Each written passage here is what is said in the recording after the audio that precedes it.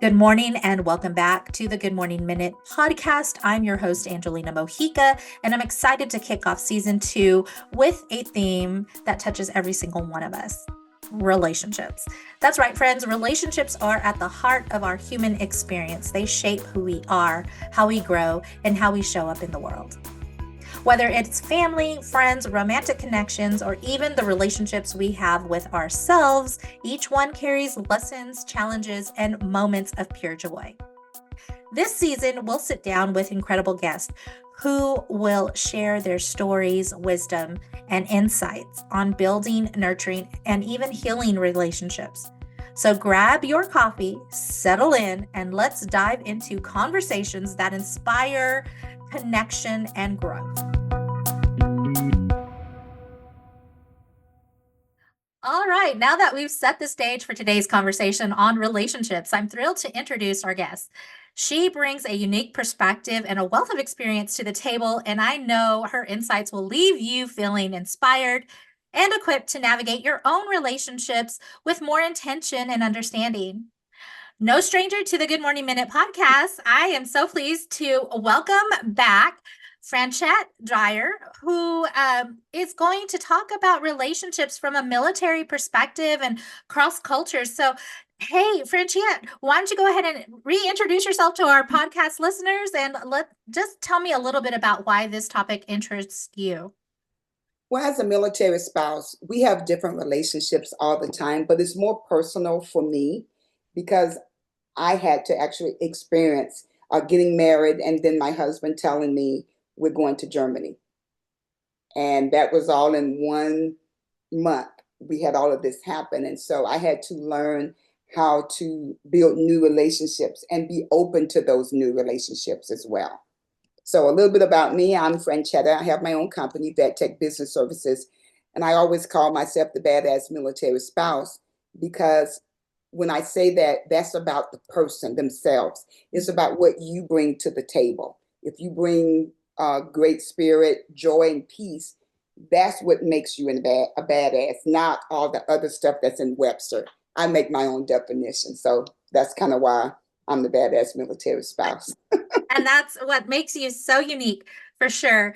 Uh, so let's jump into this topic. So you're a newlywed who has been told we are moving to Germany. Not a whole lot of time to prepare. So what was that transition like for you? I mean, you're getting to know your spouse, and then you're also Yes. having to pick up and leave the United All of States that to in learn one. everything.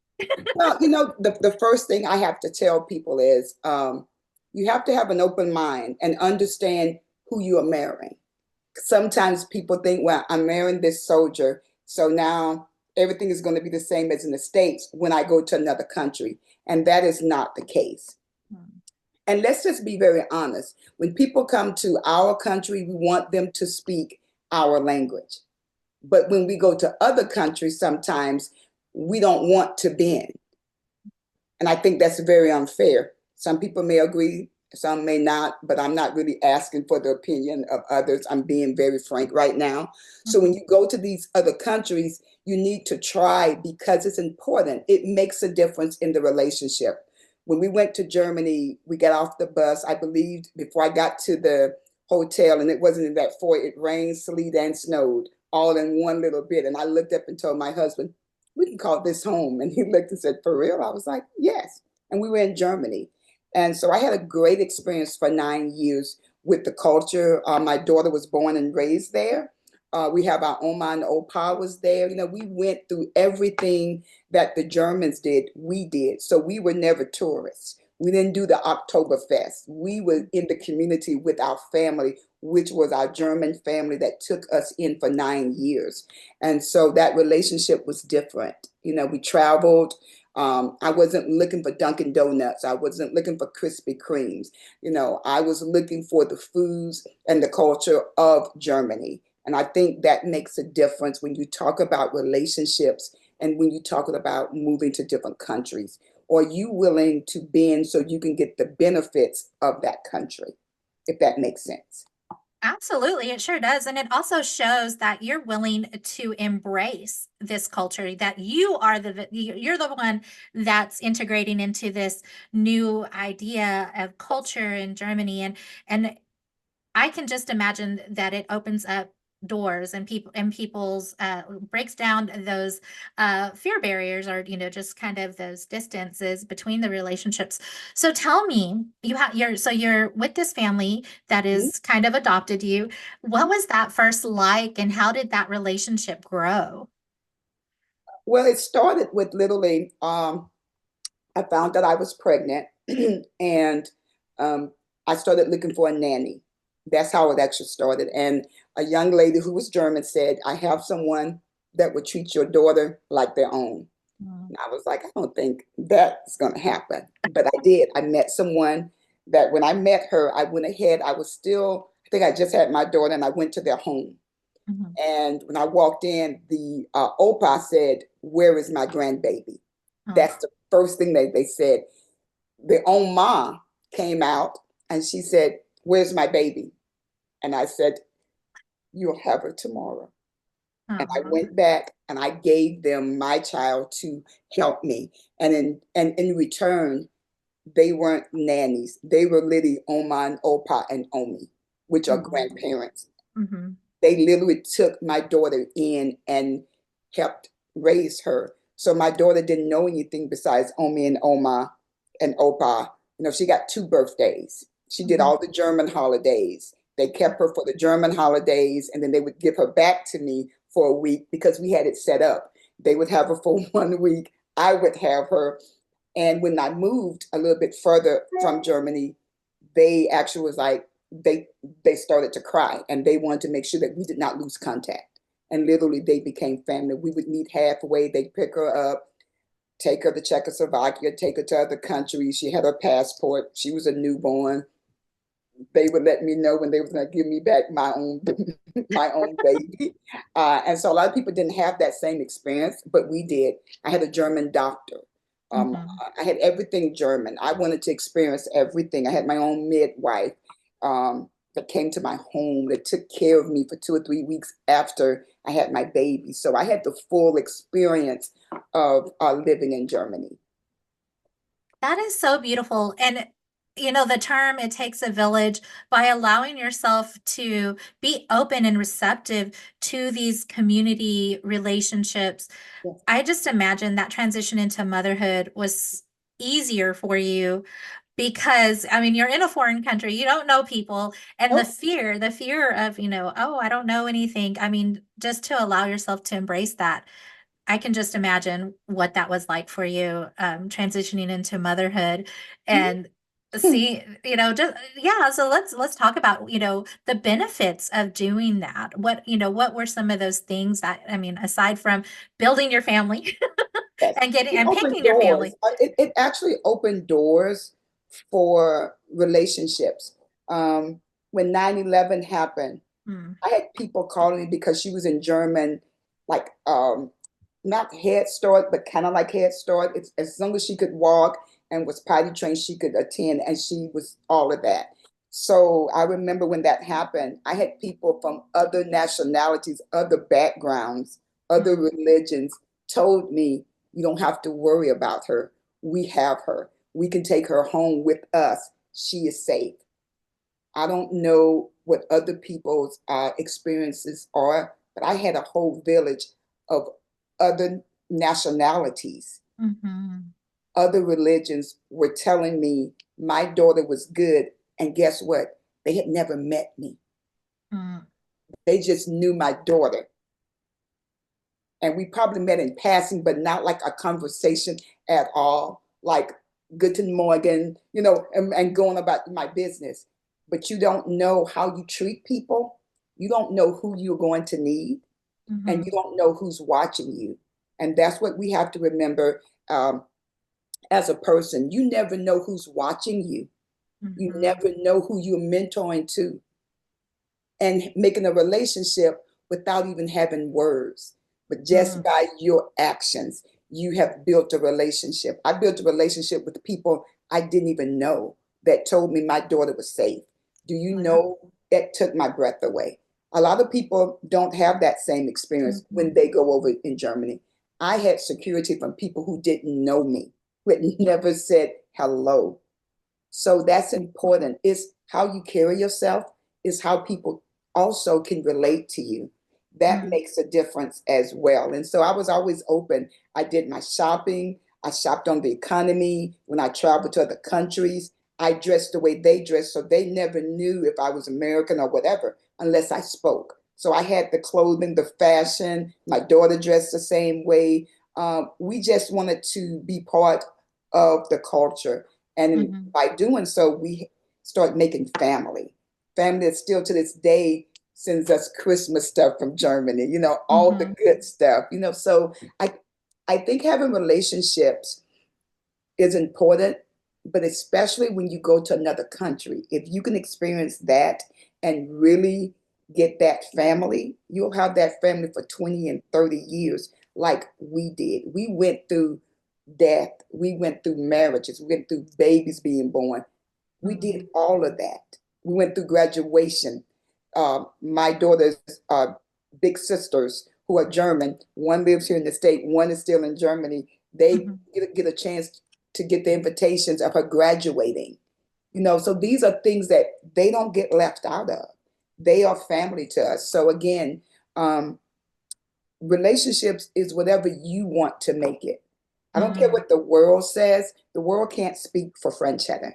I don't allow no one else to speak for me. My actions are my actions. And so for that reason, I don't change because this is the new fad. I don't do those things. Either I'm respectful to you because I'm supposed to be. That's how my parents taught us.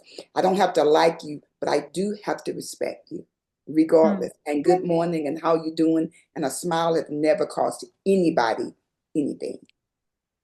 That's beautiful. And I mean, I appreciate the vulnerability in saying like, this is how I did it and this is the experience because there were such good benefits from that.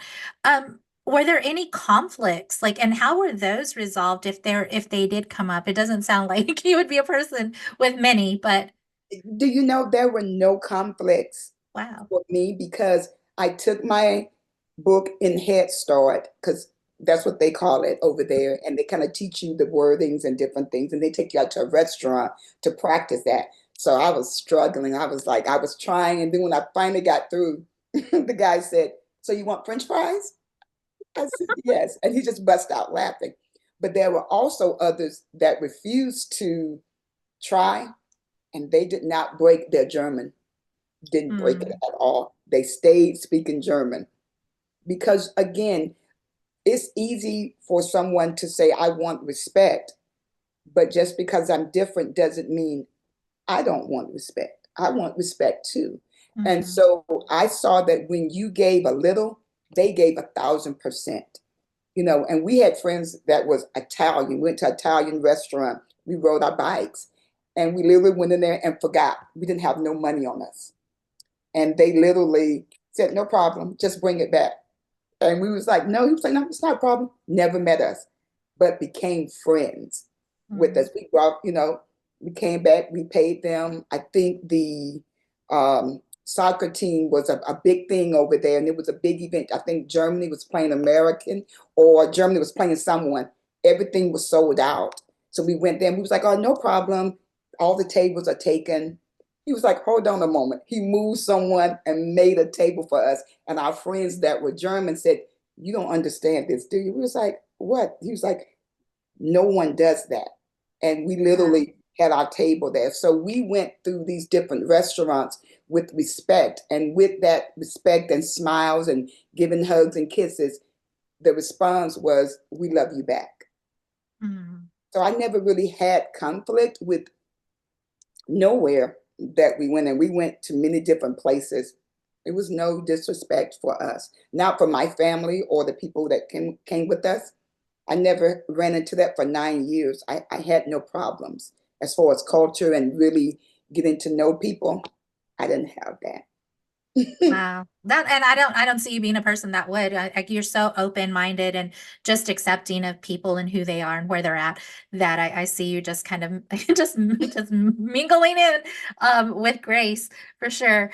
So, Franchette, tell me, what was the inspiration? Like, what was the relationship that you had, I don't know, somewhere in your background, your childhood or your, adolescent, that really helped you kind of decide, this is the person I'm going to be when I meet new people. This is the person that I want to be when I'm introduced to a new culture.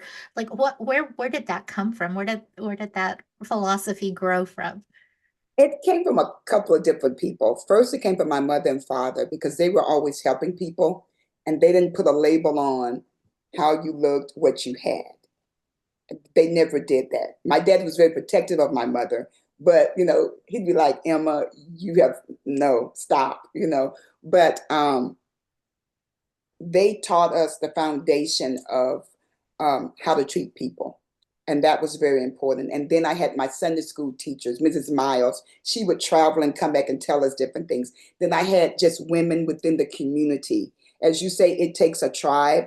Mhm. My tribe made sure that if I fell backwards, they had my back. If I fell forward, they had me. If I fell left or right, they had me. So by them teaching me this, and they were all different people, all different backgrounds. I had a very diverse tribe, and I still have it to this day.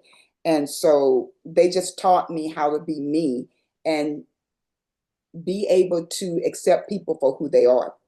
Now, you're Mhm. going to have knuckleheads everywhere. That's just life. And you have them in all backgrounds and all diverse. That's not the problem. But Mhm. it's a choice when you wake up every day. You can choose to be nice. You can choose to be evil, mean, whatever you want to do today. That was a choice. So I don't wake up saying, "Oh, what today I'm gonna be this." I just wake up and I'm me because I know what's right and wrong. Mhm. So I don't have to really, I just remember what my parents taught me, what other individuals have taught me, what I have seen, and I know how it feels to be left out. And it's not because of color, it's because I'm 4'11. And so nobody want to pick a short person to be on that team for volleyball when you're the shortest. But a good serve, I'm very good at it. But and it's things of that nature that Uh-huh. you have to understand, and you also have to accept your own shortcomings. Mhm. That's the biggest thing because everybody has shortcomings. Everybody makes mistakes. So you have to get up every day and look and know that I'm not perfect, but a smile doesn't hurt anyone. And I've talked to people all over the world and here in Texas. I've done it many times and walked away from them. And my husband or my daughter or some friends of mine always ask me, "So, who was that?" I was like, "I don't know. She just was talking to me and followed me around in HEB. And now we're done with the conversation. Have a good day." And I'm done. So it's just part of my personality. And I think if we take the time to really get to know people or to have a conversation and it's respectful, you can learn and walk away with knowledge. And it's not one person that I have met by accident, on purpose, whatever you want to call it, that I have not walked away feeling good or made them feel good. Mhm. And so I believe in joy and peace. And if you can give that to someone, that's something free. Why not give it to someone if you think they look nice? Because you don't know how their day has been. So relationships don't have to be 5 and 10 years. They could be 1 second, 30 minutes, Mhm. and it's done. So you have to understand your purpose too when you're dealing with relationships. You're not just there to be empty. Like if I ask you how you're doing, Uh-huh. I need to know how you're doing, not, "Oh, it's a great day. Ooh, I'm blessed." No, how are you doing? Are you having a bad day? Mm. Kids not going well? Family's not connecting? So something like that. Yeah, I believe that's important. Absolutely. Because we are so automatic in giving those responses of, oh, yeah, Yeah. I'm fine. But your body language or something else in the tone that you say it says otherwise. And so, yes, being aware and just present and mindful, you are able to catch those things, especially when you're intentional about your relationships. They're purposeful. And you remind me of something that I heard just kind of here recently, where you talk about relationships and the fact that it's not about what, because people will forget about what you said or what you did, but they never forget about how you made them feel. And that's kind of the essence that I'm picking up when you Yes. talk about your intentionality with building these relationships.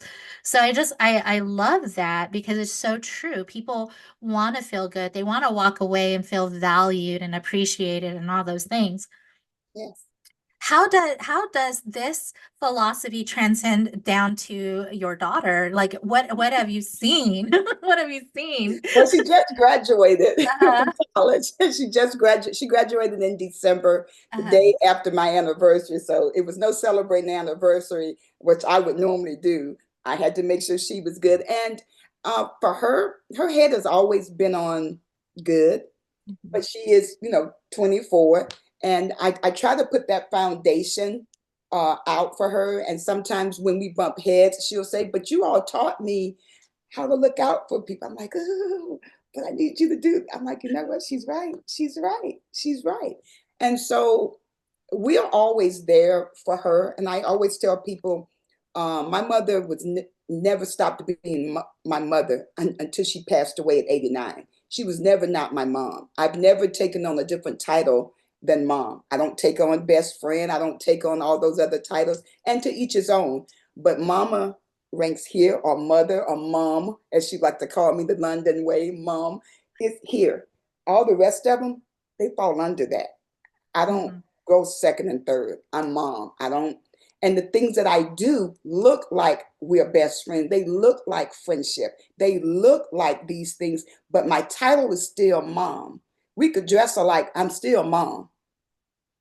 And I think, I told her that when she was 2 and she cried on my arm. She was like, you're not my friend. I said, I'm not your friend. And she looked, I said, Mommy's not your friend. And she did, and it held her heart. But for me, I needed to make sure we were on the same page, because Mhm. because I had seen what that looked like with other people in the military community. Not all, but some of that didn't work me the right way. And so I had to put my own parenting skills of that. But it's nothing I won't do for her, because she's a spoiled rotten. She's the only one I got. Uh, Uh-huh. so, yes, but I always try to instill in her, God, herself, make sure those things are in the right order. And with that, we are always there for her. We are always there. I never stopped being a parent until I pass away. I'm still going to tell her what's right, what's wrong. And when she bump heads with me and say, well, Mom, you don't understand, I'd be like, I do. And the answer's still no. And she's like, I said, and you better not be talking under your voice or in your mind as you walk out my door to your house. And she'll be laughing. So, but again, relationships. I've been Mhm. working on that relationship before I had my daughter. I do little things. If you look behind me, you see those little notes up there. Those are notes that she leaves me, because I've left her notes that when she came home from college, I saw these notes in this bag. It's every note I ever given her while she was in college. She still has them. And I have notes all over the house that she'll hide. We do those things to just keep us, connected. Like Friday, I told her it's time for dinner. The relationship, you need to be over here. It's those things. My friends, you know, I check on them. I ask how they're doing. Some have good days, some have bad. I have bad days and good too. Don't get me wrong. But my purpose is to make sure that I take care of um, my family and friends, especially with the joy and the peace and the boundaries. And Mhm. so I don't know no other way than to check in on people and to make sure they're good, because not everybody has a Franchetta. Some people call me Frankie, so a lot of people don't have a Frankie. But so you have to take your friendship seriously, I guess is what I'm saying. Take your relationships seriously, because everybody don't have you. And sometimes Mm. we don't even understand how important we are to someone else. And I Mm. think we need to take our time and know that we are intentionally working on your relationships and things of that nature. So my daughter, she's still growing. I'm gonna still have a little headaches, but I'm looking forward to it. And we just always try to be there for her through Mhm. her ups, her downs, her differences, and just remind her that the foundation is that we have you. You know, her name is Trinity after the Father, the Son, and the Holy Spirit. And so we Mhm. step in there to say we are mom, dad, and her, and together we are family. So she never um, will be without family. She'll never be without a home. She will just never be without the things that people say. She won't never be without those because we are very intentional and we are faith based. Mhm. So that doesn't change. She's going to be good regardless if I'm around or not. I got enough tribe, and her tribe has built as well when she was born. I built her a tribe. I Mhm. built a tribe specifically for her that if me and her dad isn't around, I have people that know what to do for my daughter. Mm. So Mm. I'm intentionally with relationships. Those are important to me. I see that. I see that. And it's abundant and it is blessed you. I can tell. And I know, Franchetta, that you do help with military spouses and Yeah. acclimating back into, civilian life and whatnot. How do you help them acclimate back into like relationships that are not military? Because I've been there, I know. Yeah. Well, the first thing I did was I regrouped my I had been doing this, but then I never put it out there. So I transitioned families. I literally talked to the military spouse and the service member. I asked the hard questions. How's your finances? How are your children? Marriage good. I'm not the typical resume company. And so most resume companies would be like, that's not what you do for resumes. But that's what I do. And my clients can vouch for that. And I have to ask them these questions because sometimes military spouses have decided to be a stay-at-home mom. They have Mhm. decided to homeschool. And so with them doing all these different things, I have to remind them the importance of that. And I can show that on a resume, but let's take the business out of it. Let's just talk woman to woman. I have to remind them, what did you do before you was married? Some of them 17, 18 years old. They've been with their husband since then. That's Mm. all they know. So you have to be there for them to have conversations like this, have raw conversations.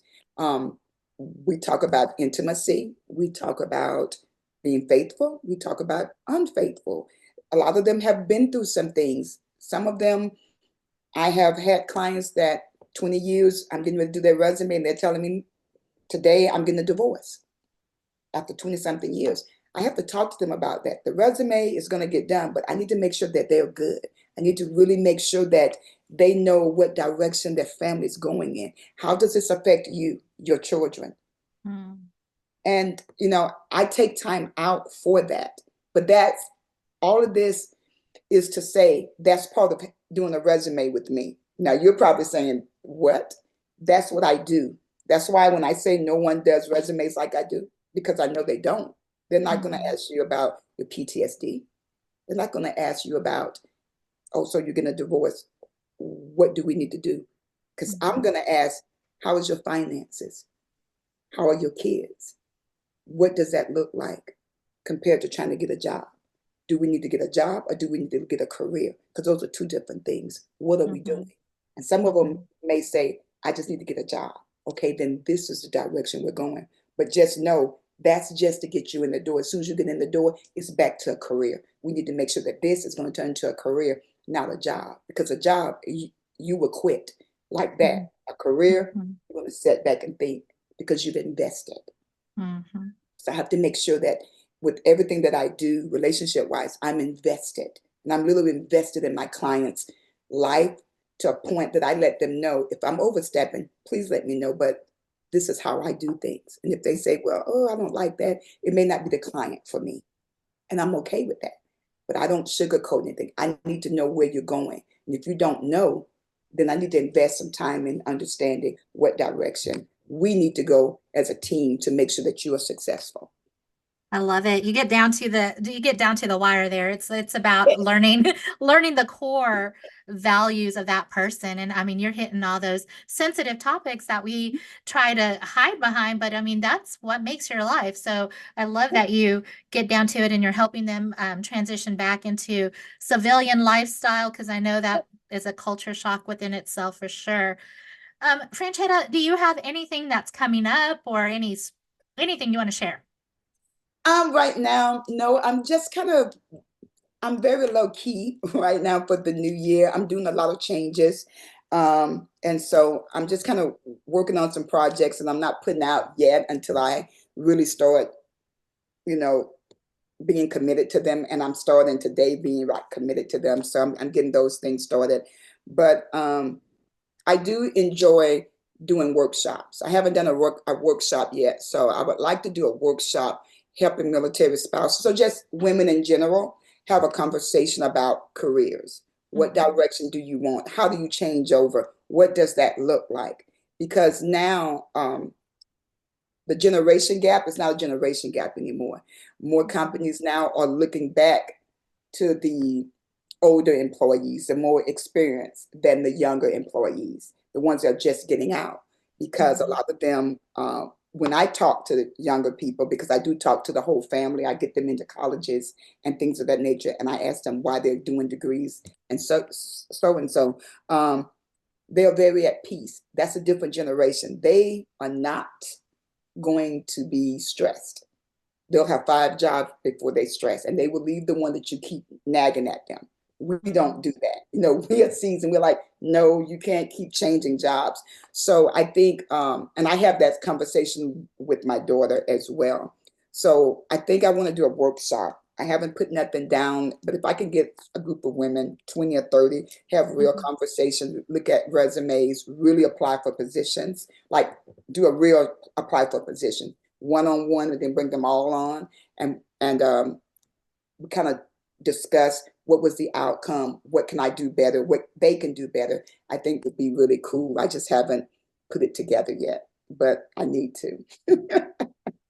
Well, I look forward to that workshop when it does happen, because you are so insightful and have so much expertise and many things and lots of wisdom. Love it. All right, everyone. That's Franchetta Dyer with relationships across cultures, military, some parenting advice there for sure. I just love her. I love her. Okay, Franchetta, is there a place that people can get in contact with you outside of this podcast? Yes, they can find me on Instagram. Just look up Franchetta Dyer, or you can look up Vetech Business, and you'll see my little picture on there. I'm on LinkedIn, and I'm on Facebook too, Franchetta, and you'll see my little picture up there with my little bald head. All right, everyone. That is a wrap. You know who I am. I'm Angelina Mojica, your life coach, sending you much love, much peace, many blessings.